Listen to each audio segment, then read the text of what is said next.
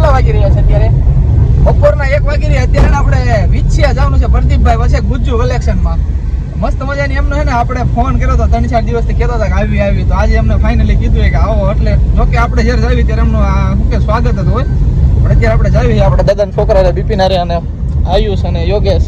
તો હવે ને આપણે ડાયરેક્ટ વિછિયા જઈને મળીએ. અત્યારે અમારે છે ને આથી 4 વ્હીલમાં જવાનું. આગળ આપણે પંકજભાઈ જઈએ, પછી આ જો ડ્રોન આમાં મૂકીએ ને મેન તો ને આપણે ડ્રોનને લીધે જવાનું. પછી કેટલા ટાઈમથી ગયા નથી એને દુકાન ઓપનિંગ કરી ત્યારથી આપણે કોઈ દી ગયા નતા, એટલે આપણે એની દુકાને જોઈ લઈએ અને સારા લાગે તો કપડાં 1-2 જોડે લઈ લેશું.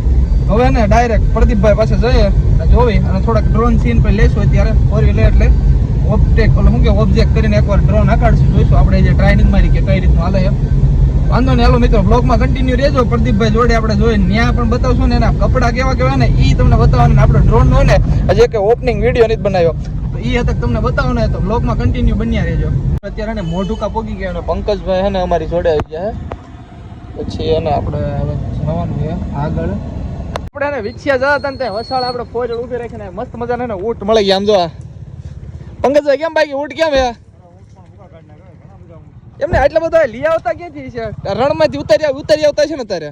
થોડીક વાર તો એમ જ લાગે આપણે રાજસ્થાનમાં આવી ગયા છીએ મિત્રો. એવું લાગવા મળ્યું તમને? રાજસ્થાન લાગે આમ ઊંટનું જાણે આમ મેળો ભરાણો હોય ને મિત્રો, એવો મસ્ત મજાના ઊંટ આપણે કઈ જગ્યાએ આપણે મોઢુકાની આગળ મળી ગયા છે ને. હવે થોડોક વિડીયો ઉતારી લેવી પછી આ પાછા આગળ રવાના થાવી ભાઈ.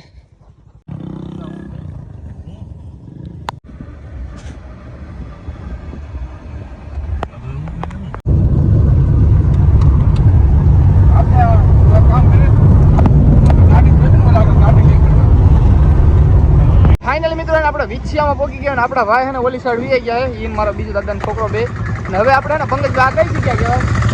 વિછિયાનો બગીચો છે.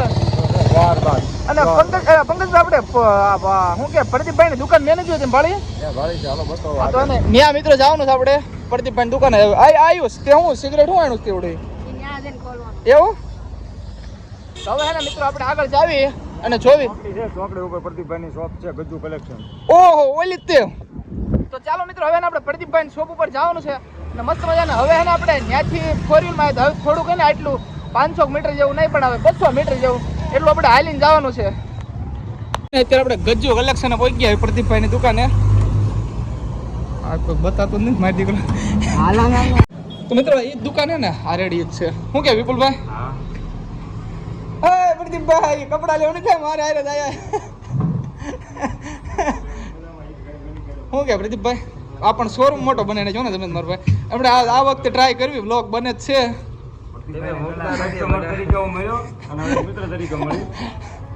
મિત્રો આમ મસ્ત મજાની જગ્યા બને, આમ દિલ ખુશ થઈ જાય ને એવું છે.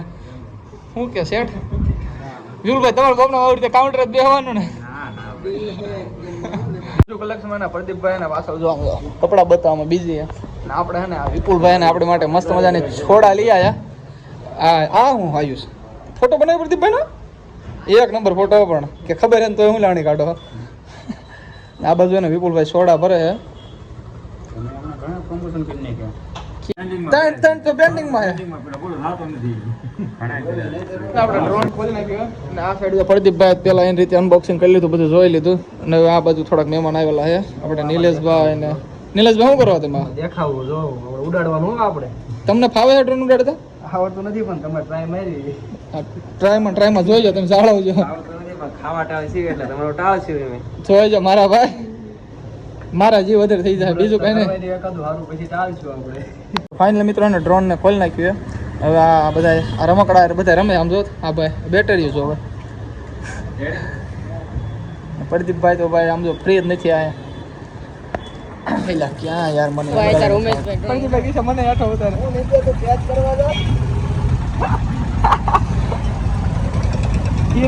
મને મારે હેઠા ઉતારવા વાળા હે ને આવડા ન હોય એવા. ફાઇનલ ડ્રોન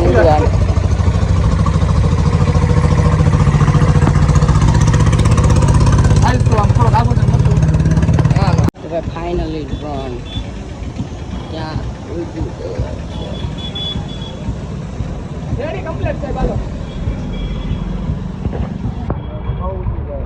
એનો ભાઈ વી આઉટ છે તમે ઉતારો એ અંદર જાજો ચાલો તમે તો વાહન છે રાખો ઠીક છે તો ફાયર થઈ લો.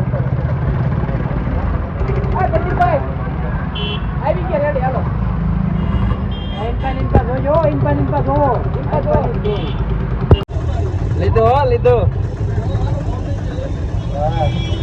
હા સર તમારી